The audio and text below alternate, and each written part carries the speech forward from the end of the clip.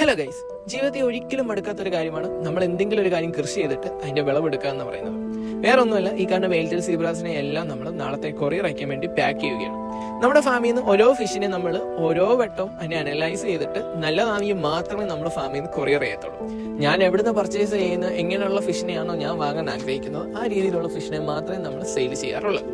Valentine's day വരുന്നത് കൊണ്ടാവാം ഇപ്പൊ കുറച്ച് വാലന്റൈൻ ക്രൈഫിഷുകളുടെയും സീസൺ ആയിട്ടുണ്ട് കേട്ടോ.